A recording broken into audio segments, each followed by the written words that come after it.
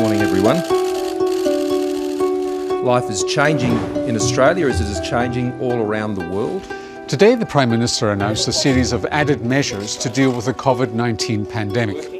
They included controls on who comes into aged care homes, pretty draconian overseas travel bans, and further limits on groups of us coming together. So a ban on non-essential gatherings of persons 100 and greater in indoor areas. So in outdoor areas, it's 500. Indoor areas, it's 100.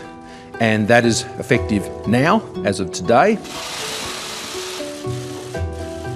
What it didn't include was a shutdown of schools, because that would have had to have lasted months, they said, with a huge impact on families and working parents. The question is the extent to which these measures will slow the current growth in numbers from their steep rise. Well, the aged care provisions are mostly about saving the lives of the vulnerable elderly. The travel bans will help prevent the importation of cases, and that will affect spread. We've asked you what some of your questions are, and we'll answer some tonight. From students to business people to tourists, everyone is very concerned. How many numbers will increase? Will it be contained in any time soon? Essentially, state and federal governments are making risk-based decisions. Recent modelling from Imperial College London shows the impact and the cost of various scenarios versus filling intensive care beds. They're unenviable choices. If you let the pandemic go unchecked, huge numbers won't be able to receive treatment and will die, but the epidemic will be over sooner. After that, each measure you add slows the increase a bit, but you need multiple strategies to throttle the epidemic down to low levels. And that includes keeping the over 70s isolated and closing schools and universities.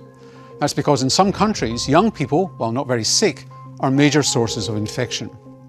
The model, though, doesn't take account of parents who are healthcare workers not showing up to work because they've childcare responsibilities.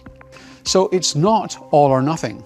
But the really chilling finding of this modelling is that you don't know when it's safe to take your foot off the brake.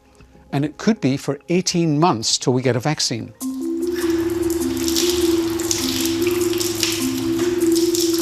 We have different prayer times, and then we get a different number for each prayer. Basically, our main prayer day is Friday. So around 1 o'clock, we may get about 400 to 500 people. In regards to the masses that come to places of worship like Holland Park Mosque, other than being clean and being vigilant, is there any other guidelines that the government can give us? The government is saying that indoor gatherings of more than 100 shouldn't happen. Now, that's a relatively arbitrary number. The thing is that the more you mix with other people, the greater your chance of picking up COVID-19.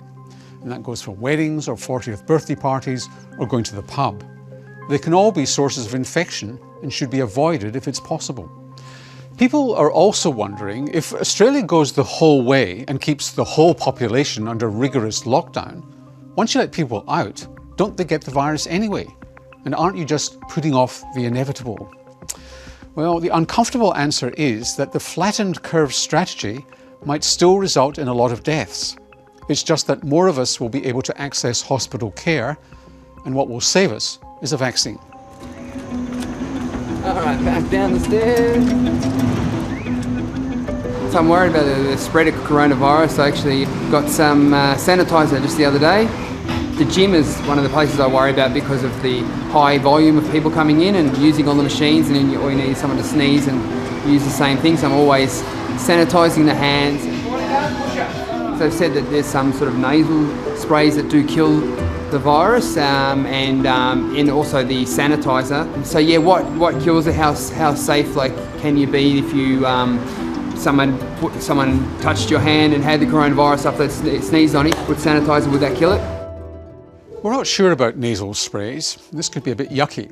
The possibility is that they aerosolise your secretions and therefore help to pass on infection. Soap and water for your hands is best, but high alcohol sanitizer is effective. But this illustrates the issue of physical contact. It's best avoided because of the risk. And me? I stopped going to the gym yesterday. Anyway, I'd realised a while ago that a six-pack was just a dream.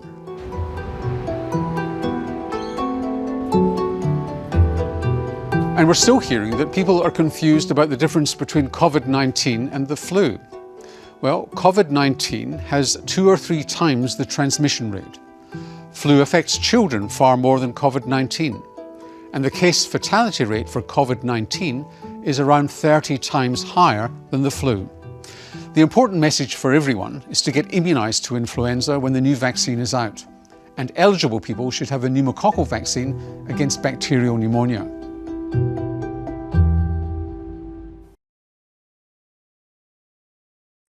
Hi, I'm Lee Sales. Thanks for watching this story. If you'd like to watch more of 7:30's stories, they are on the left of your screen.